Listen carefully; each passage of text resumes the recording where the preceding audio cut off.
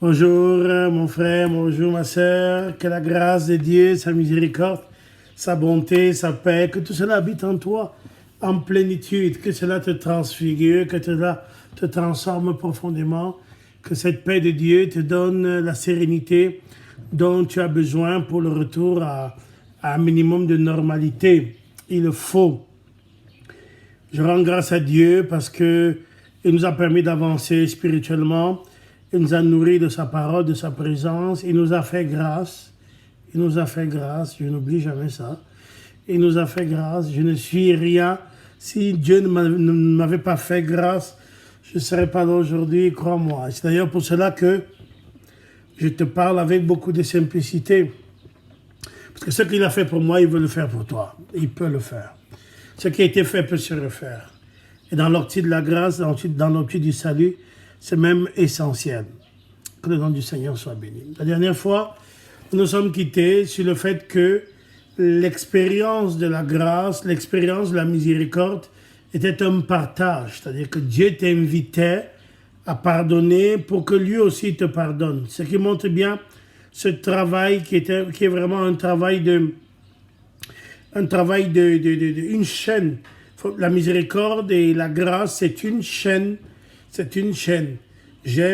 On m'a fait grâce et moi aussi je fais grâce à quelqu'un d'autre. Dans la deuxième aux Corinthiens, l'apôtre Paul en parle. On ne va pas lire ça aujourd'hui, on va en parler la prochaine fois.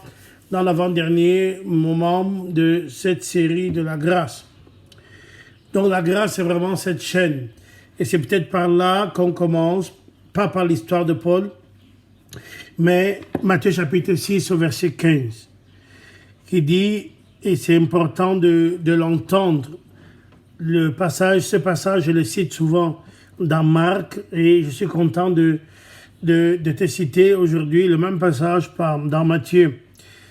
Il dit la nécessité du pardon. Si vous pardonnez aux hommes, Matthieu 6 au verset 14, si vous pardonnez aux hommes leurs offenses, votre Père Céleste vous pardonnera aussi. Verset 15. Mais si vous ne pardonnez pas aux hommes, aux humains, votre Père ne vous pardonnera pas non plus vos offenses. Ça peut sembler un langage dur, mais en fait, c'est un langage de vérité. C'est-à-dire que la miséricorde et le pardon, c'est vraiment c'est un échange dans lequel il nous faut nous inscrire. Il faut inscrire nos vies dans cela. Le parallèle que je cite souvent, dans ceux qui ont l'habitude de m'entendre, de m'écouter, de me suivre, savent ce que c'est Marc chapitre 11. Et il dit exactement cela dont je vais parler. Marc 11, 26. Marc 11, 26.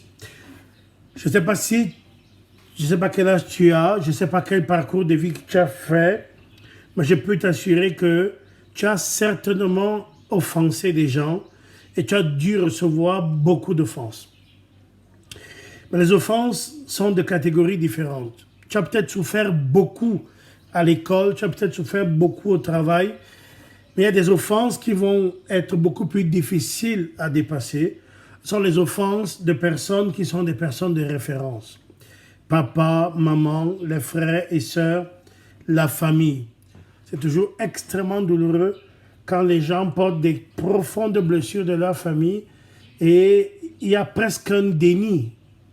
Je n'ai pas un autre mot. Le déni, c'est ce rejet, ce refus de regarder la réalité en face. On retrouve souvent ce déni quand il y a des abus sexuels, comme ton père, ta mère qui abusent de toi, ton frère. Il y a un déni, c'est-à-dire qu'on porte les signes de cet abus, mais on refuse de regarder en face ce qui s'est passé. C'est tragique, le déni. Donc, le signe, ces blessures-là vont être beaucoup plus difficiles à surmonter. Je vois toutes les difficultés. Beaucoup de gens peuvent me faire des offenses et j'ai reçu beaucoup d'offenses et j'en recevrai encore. Mais les offenses les plus difficiles, c'est si c'est l'évêque, si c'est la personne de référence. De l'évêque, moi prêtre, j'attends une certaine compréhension qui, à tort ou à raison, peut ne pas arriver. Ce n'est pas une accusation contre l'évêque du tout, c'est un exemple. Cette compréhension, cette sollicitude-là quand je ne la trouve pas, à tort ou à raison, alors souvent, je me lance dans tout un travers qui montre que la blessure par rapport à une personne de référence est beaucoup plus difficile. D'ailleurs, même dans la justice, s'il y a un abus, s'il y a, vous voyez par exemple sur les crimes sexuels, qui sont souvent d'ailleurs ceux où l'abus est le plus manifeste. La majorité sexuelle est en âge pour tout le monde, sauf envers les personnes qui ont autorité. Les personnes qui ont autorité. Ce qui montre bien qu'il y a quelque chose, par rapport aux référents. Pour moi, prêtre, c'est souvent l'évêque. Je vois les blessures comme les blessures viennent d'un grand frère. Quand les blessures viennent de ton père ou de ta mère, de quelqu'un dont tu attends naturellement qu'il te protège, Voilà. C'est beaucoup plus difficile. Et je pense que tu as déjà vécu ça. Et moi aussi. Et ce qui nous fait grandir, c'est vraiment le fait de prendre acte que ces moments-là ne sont pas des moments qui vont déterminer mon histoire. Ces moments-là sont des moments qui appellent à mon tour de la miséricorde. Luc chapitre 6, verset 36. « Soyez miséricordieux comme votre Père est miséricordieux. » C'est quoi la miséricorde? La miséricorde, ce n'est pas la justification à tout. Mais la miséricorde consiste à remettre les choses dans leur contexte et à relativiser. C'est-à-dire que ton père, avec tout le respect que je lui porte, est un humain qui a vécu lui aussi avec ses blessures. C'est souvent d'ailleurs une chaîne, n'est-ce pas? Celui qui blesse a été blessé et celui qui l'a blessé a été blessé aussi. Et voilà comment on se retrouve dans une dynamique qui est vraiment l'opposé de la miséricorde, c'est l'accusation. La parole de Dieu, Luc chapitre 6, dit bien, soyez miséricordieux. Comme qui, dans la mesure de qui. Il ne dit pas simplement soyez miséricordieux, mais soyez miséricordieux comme l'est le Père. Ça me plaît beaucoup ce rapprochement. Le Père est miséricordieux. On connaît tous Luc chapitre 15, la parabole du Père miséricordieux qui a 2 enfants. Aucun de ces 2 enfants ne vit du don de piété filiale, donc il ne se sent pas chez lui à la maison, il ne se sent pas fils bien-aimé du Père. C'est souvent le péché qui fait ça. Et donc le deuxième, le cadet, il s'en va et il demande à partir. Le deuxième reste, mais pas pour des bonnes raisons, et on le saura à la fin au retour de son frère. On saura qu'il est resté comme un syndicaliste. Il n'est donc pas miséricordieux. Il est extrêmement dur envers son frère. Il est tragiquement dur envers son père, qui a été miséricordieux envers son frère.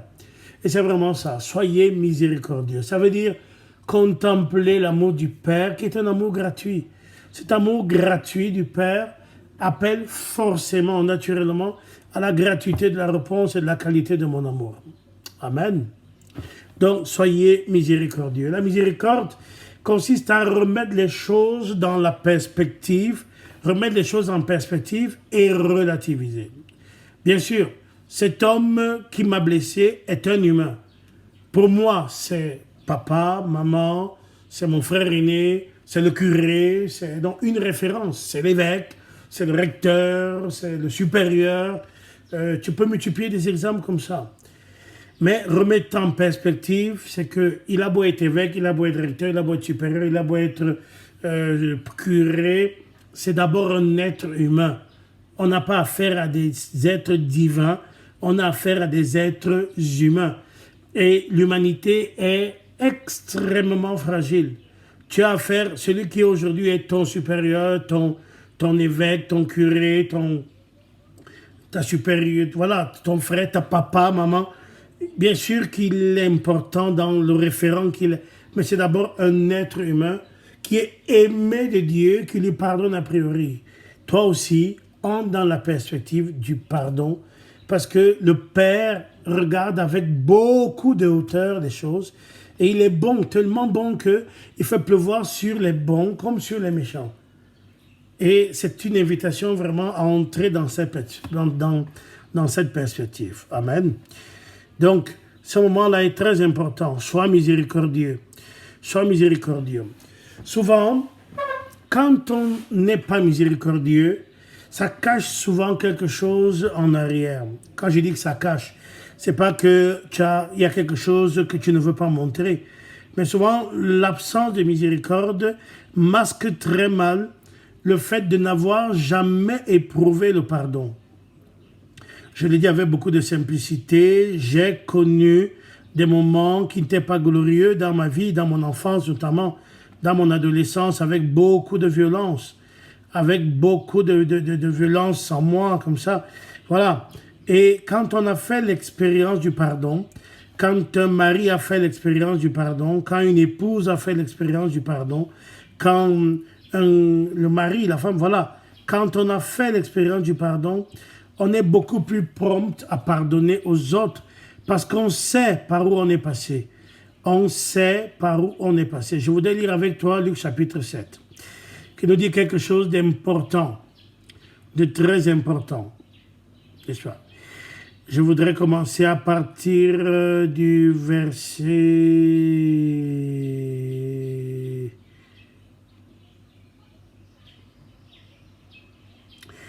Je fais tout ça en direct, hein, c'est pour cela qu'il n'y a aucun montage.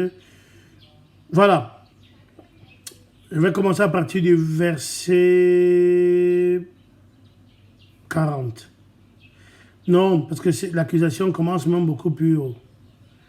Un pharisien, ayant prié Jésus de manger avec lui au verset 36, il entra dans sa maison et il se mit à table. Et voici qu'une femme qui menait dans la ville une vie déréglée, ayant su qu'il était à table dans la maison du pharisien, apporta un vase d'albâtre plein de parfums. Et se tenant derrière lui, à ses pieds, tout en pleurs, elle se mit à les arroser de ses larmes et à les essuyer avec les cheveux de sa tête, et elle les baisait avec et les oignait de parfum. À cette vue, le pharisien, nous sommes au verset 39. À cette vue, le pharisien qui l'avait invité dit en lui-même, si cet homme était prophète, il saurait qui et de quelle espèce est la femme qui le touche, et que c'est une pécheresse. Alors, prenant la parole, Jésus lui dit, Simon, j'ai quelque chose à te dire. Maître, parlez, dit-il. Un créancier avait 2 débiteurs. L'un devait 500 deniers et l'autre 50. Comme ils n'avaient pas de quoi payer leurs dettes, il leur fit grâce à tous les 2.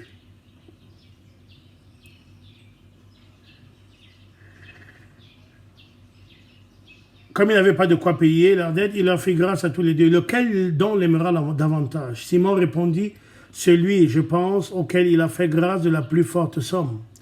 Jésus lui dit, tu as bien jugé. Et se tournant vers la femme, il dit à Simon, vois-tu cette femme, je suis entré dans ta maison, et tu ne m'as pas versé d'eau sur mes pieds, mais elle les a mouillés de ses larmes et les a essuyés avec ses cheveux.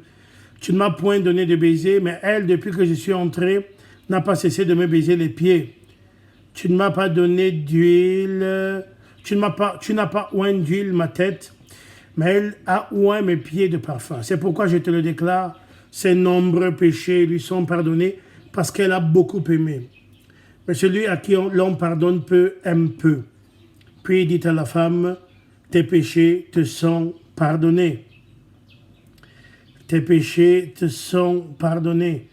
Comme c'est bon à entendre.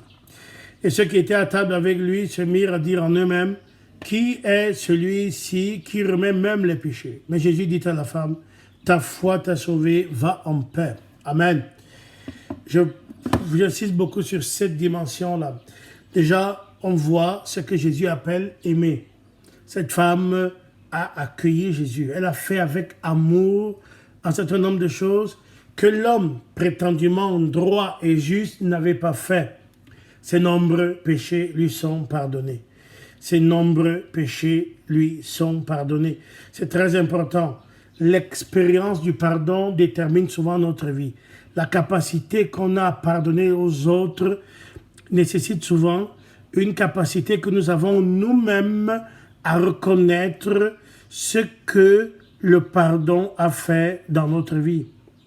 Ce qu'on va reprocher aux autres, c'est souvent ce dont on se reproche soi-même.